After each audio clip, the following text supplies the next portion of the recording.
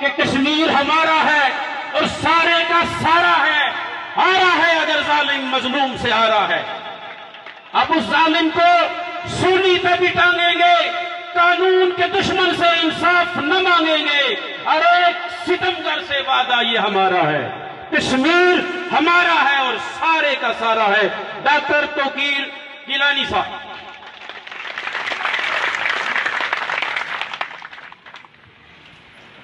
بہت شکریہ جناب۔ بسم اللہ الرحمن الرحیم۔ یا ایھا الذین آمنوا قولوا قولا سدیدا یصلح لکم اعمالکم ویغفر لکم ذنوبکم، صدق اللہ العظیم۔ آج کی اس تقریب کے صدر وزیر بلدیات جناب راجہ نصیر احمد خان صاحب، مہمانان خصوصی جناب ملک محمد نواز خان صاحب سابق سینئر وزیر، ممبر اسمبلی جناب عبدالرشید ترابی صاحب، اور اس اسٹیج پر بیٹھے ہوئے جملہ معزز مہمانان گرامی اور ہمارے میزبان راجہ عاصم دلیر صاحب، آج ہم یہاں سارے 47 کی جو عوامی بغاوت تھی اس ریاست کے اندر، اس کی ایک بہت نمایاں شخصیت، اس کے ہیرو راجہ سخی دلیر خان صاحب کو خراج عقیدت پیش کرنے کے لیے اور ان کی جدوجہد پر اپنے اپنے خیالات کا اظہار کرنے کے لیے جمع ہوئے ہیں۔ میں مختصراً 2-3 گزارشات آپ کے سامنے رکھوں گا۔ میری گزارشات سے اتفاق یا اختلاف کا حق آپ کو حاصل ہے۔ دوستوں اور بزرگوں، تاریخ کے ساتھ یہ ایک عالمگیر زیادتی ہے، المیہ ہے کہ جب یہ سرکاری چھاپہ خانوں سے گزرتی ہے تو اس پر قومی مفاد اور نظریہ ضرورت کی سیاہی مل دی جاتی ہے،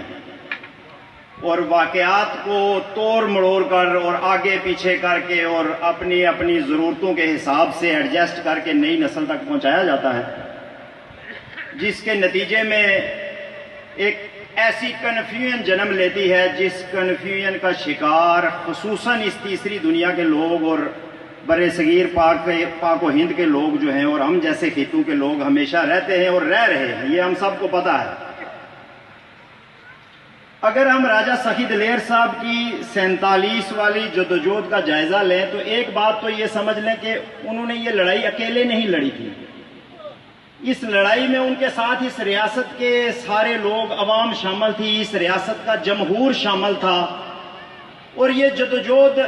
ریاست کے لوگوں نے 1930 میں تقریباً شروع کی تھی،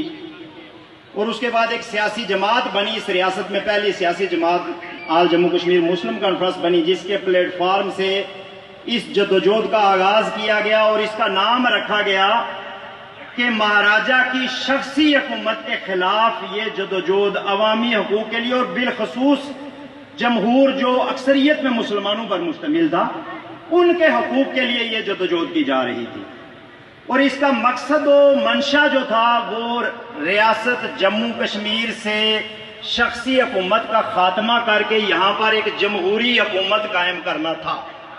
یہ کوئی آزادی کی لڑائی نہیں تھی، اس لیے کہ ریاست آزاد تھی۔ پاکستان میں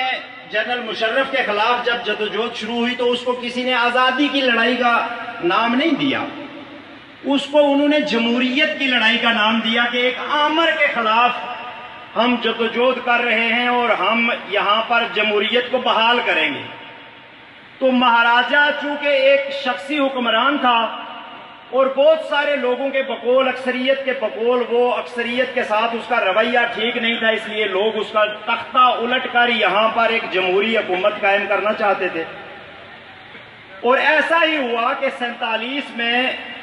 یہ جدوجہد جو ہے وہ اس نے ایک مسلح پرتشدد بغاوت کی شکل اختیار کی، جس کو ہمارے آباء و اجداد نے غدر کا نام بھی دیا کہ 47 میں غدر پڑا،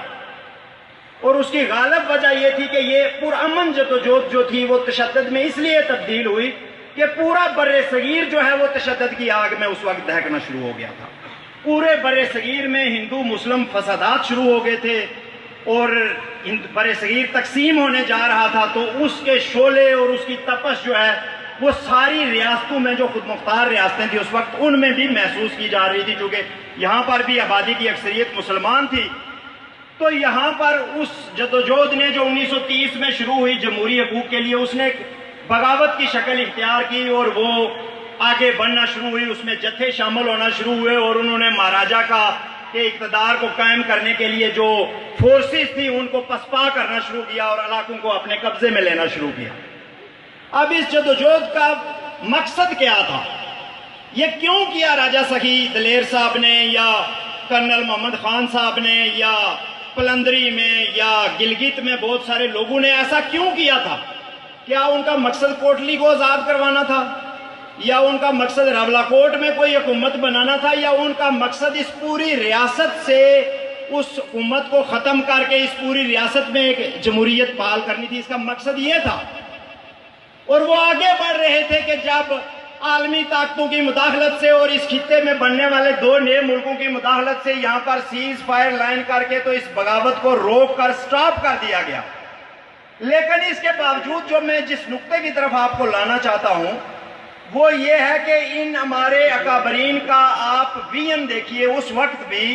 حالات بہت ہی خراب تھے، اس وقت وہ آج کے حالات نہیں تھے، لیکن انہوں نے اس خطے کو جس کو انہوں نے آزاد کروایا، جس میں میں نے یہاں سنا ہمارے سارے دوست کہہ رہے ہیں کہ ہم یہاں پر آزاد فضا میں سانس لے رہے ہیں، ہمیں اللہ کا شکر ادا کرنا چاہیے، بالکل کرنا چاہیے۔ یہ ریاست جو ہے یہ ملک گھر کی مانند ہوتا ہے، ہم ڈرائنگ روم میں آزاد فضا میں سانس لے رہے ہیں، تو آزادی کی قیمت جو ہے وہ ساتھ والے کمرے سے، برآمدے سے، کچن والوں سے پوچھ لیں کہ آزادی کی قیمت کیا ہوتی ہے۔ ہمیں بڑا شکر ادا کرنا چاہیے کہ ہم ڈرائنگ روم میں بڑے مطمئن بیٹھے ہوئے ہیں۔ اب انہوں نے اس وقت اس خطے کو جو آزاد کروایا تو اس میں ایک حکومت قائم کی۔ اس وقت دو ملک بن گئے تھے، یہ اکتوبر کی میں بات کر رہا ہوں، پاکستان بن گیا 14 اگست 1947 کو، اس کی حکومت بن گئی، اس کے علاقے واضح ہو گئے۔ اکتوبر میں انہوں نے ایک علیحدہ سے حکومت قائم کی ان علاقوں کے اوپر، اس کا وزیر اعظم بنایا، اس کا صدر بنایا، اس کا جھنڈا بنایا، اس کی اسمبلی بنائی، اس کا ترانہ بنایا، اس کا وزیر دفاع بنایا، اس کی فوج بنائی، اس کا سارا کچھ بنا دیا۔ تو اس کا مطلب کیا تھا؟ اس کا مطلب کیا اس خطے کو پاکستان میں شامل کرنا تھا، یا اس کا مقصد اس خطے کی اپنی حکومت جو ہے جس کی بنیاد میں نے آپ سے کہا کہ 1930 میں جمہوری حکومت کے قیام کے لیے رکھی گئی، کیا اس کا مقصد وہ تھا؟ یہ وہ نقطہ ہے جہاں سے آ کر ہم پوری تاریخ کو ملیا میٹ کر کے اس کے اوپر اپنے اپنے مفادات کے اور آنے والے جو ہمارے جو ہے وہ مقاصد ہوتے ہیں ان کے غلاف چڑھا کے تو پوری قوم کو کنفیوز کرنا چاہتے ہیں۔ یہی وجہ ہے کہ ہم آج بھی 73 سالوں سے صرف باتیں کر رہے ہیں، صرف تقریریں کر رہے ہیں، اور ہماری قوم کو کوئی جو ہے وہ واضح لائے عمل اتنا ایک جمہوری جو ہے وہ اس وقت عہد ہے۔ اس وقت پوری دنیا کے کسی کونے میں کوئی چھوٹا سا واقعہ ہوتا ہے تو پوری دنیا جو ہے وہ ایک پیج پر اس کو دیکھ رہی ہوتی ہے۔ آج ہمارے بھائیوں کو 1 سال سے جو ہے وہ بند کر کے رکھا گیا ہے، تمام جو زندگی کے ان کے اوپر جو ہے وہ ضروریات ہیں ان پر پابندی لگائی گئی ہے، ہماری لیڈرشپ جو ہے وہ اس کو جیلوں میں ڈالا گیا ہے، ہماری عورتوں، ماؤں، بہنوں، بچوں کی جو ہے وہ بے حرمتی کی جا رہی ہے، ہماری سیز فائر لائن جو اس ریاست کو تقسیم کرتی ہے اس کو آئے روز جو ہے وہ بھون کر رکھ دیا گیا ہے۔ لیکن دنیا ہماری طرف توجہ کیوں نہیں دے رہی ہے؟ کیوں ہمارے مسئلے کے اوپر دنیا خاموش ہے؟ اس لیے کہ ہمارا مطالبہ درست نہیں ہے، ہمارا دنیا کے سامنے جو کیس پیش کرنے کا طریقہ ہے وہی درست نہیں ہے۔ یہ مسلم کانفرنس کے زعماء بیٹھے ہیں، ان کو یاد ہوگا اور یہ تاریخ سے بھی پڑھ سکتے ہیں کہ جب قائد اعظم 47 میں آخری دفعہ سری نگر پہنچے مسلم کانفرنس کے زعماء سے ملنے کے لیے تو چودھری غلام عباس کی قیادت میں جب ان سے وفد ملا تو قائد اعظم نے کہا میں آپ لوگوں کے چہروں پہ پریشانی دیکھ رہا ہوں، آپ شاید یہ سمجھتے ہیں کہ پاکستان جو ہے وہ آپ کی ریاست پر قبضہ کرنا چاہتا ہے یا حق جمانا چاہتا ہے، ہم ایسا کچھ نہیں چاہتے ہیں، آپ کو پورا اختیار حاصل ہے کہ آپ اپنی جو ہے وہ ریاست کو ایک آزاد ریاست بنائیں۔ یہ آن ریکارڈ بیان ہے مسلم کانفرنس کے ساتھ قائد اعظم کی آخری میٹنگ کا۔ تو اس کے بعد مخصوص مفادات کے تناظر میں ہم نے یہ کسی سے دشمنی کی بنیاد پر نہیں ہے، ہماری کسی سے کوئی دشمنی نہیں ہے. عالم اسلام میں 55 ملک ہیں. ہماری نہ پاکستان سے دشمنی ہے، نہ افغانستان سے ہے، نہ ایران سے ہے، نہ ٹرکی سے ہے. ہم سب کے ساتھ عزت کے ساتھ، بامی احترام کے ساتھ ایک رشتے کو اگر استوار کرنے کی بات کریں اور اپنے مقدمے کو خود لے کر چلنے کی بات کریں تو تب جا کے یہ بات بنے گی. اور کسی حد تک میں سمجھتا ہوں جس بات پہ ہمیں اللہ کا شکر ادا کرنا چاہیے وہ یہ ہے کہ گزشتہ 1 سال میں آزاد کشمیر کی حکومت کا اور یہاں کے لوگوں کا کسی حد تک، بڑی حد تک جو ہے وہ قبلہ درست ہوا ہے. آج ہمارا جو پرائم منسٹر ہے آزاد کشمیر کا، اس آزاد حکومت ریاست جموں کشمیر کا جو اس کا آفیشیل نام ہے، وہ یہ ہر فورم پہ کھڑے ہو کے کہتا ہے کہ میں کشمیر کا مقدمہ پیش کروں گا چونکہ یہ میرا حق ہے اور مجھے یہ بات کرنی ہے. اور دنیا بھی یہ بات سننا چاہتی ہے. اللہ کی قسم میں آپ کو بتاتا ہوں، دنیا کو اس چیز سے کوئی دلچسپی نہیں ہے کہ آپ کی بات لے کر اسلام آباد سے کوئی بندہ جاتا ہے یا دہلی سے کوئی بندہ کہیں پہ جاتا ہے اور وہ اپنی بات کرتا ہے. دنیا کو کوئی فرق نہیں پڑتا ہے. ان کو کیا پڑی ہے کہ وہ 2 ملکوں کے درمیان جو ہے وہ کسی معاملے کو، تصویرے کو لے لیے اپنی جو ہے وہ تجارت اور اپنے تعلقات خراب کریں. اور شملہ معاہدے کے بعد جو ہم باتیں کرتے ہیں اقوام متحدہ، جو ہمارے پشتیبان جو ہیں یہ باتیں کرتے ہیں جی اقوام متحدہ کشمیریوں کو حق دلوائے، یہ بہت بڑی منافقت ہے. اس بات کو آپ کو سمجھ آنی چاہیے. اس سے بڑا جھوٹ کشمیریوں کے ساتھ، بڑا فراڈ کوئی نہیں ہے کہ آپ شملہ معاہدے کے ذریعے اقوام متحدہ میں ایک ڈاکیومنٹ جمع کرواتے ہیں کہ اب ہم اور انڈیا آپس میں بیٹھ کر یہ معاملہ طے کریں گے. آپ کو، عالمی برادری کو اس میں مداخلت کی ضرورت نہیں ہے. پھر ہر تیسرے دن آپ اسلام آباد میں کھڑے ہو کر کہتے ہیں اقوام متحدہ کردار ادا کرے، اقوام متحدہ کردار ادا کرے. وہ کیسے کردار ادا کرے گی اور کیوں کرے گی جب آپ خود کہہ کے آئے ہیں کہ آپ نے نہیں کرنا ہے؟ تو اس لیے یہ مقدمہ جو ہے، میں اپنی گفتگو کو اختتام کی طرف لاتا ہوں کہ ہمارا جو جدوجہد راجہ سخی دلیر صاحب نے اور ان کے ساتھیوں نے، ملک نواز صاحب کے والد نے یا اور بہت سارے لوگوں نے شروع کی تھی، وہ ختم نہیں ہو گئی تھی اور نہ وہ کامیابی سے جو ہے وہ ہمکنار ہو گئی 100%.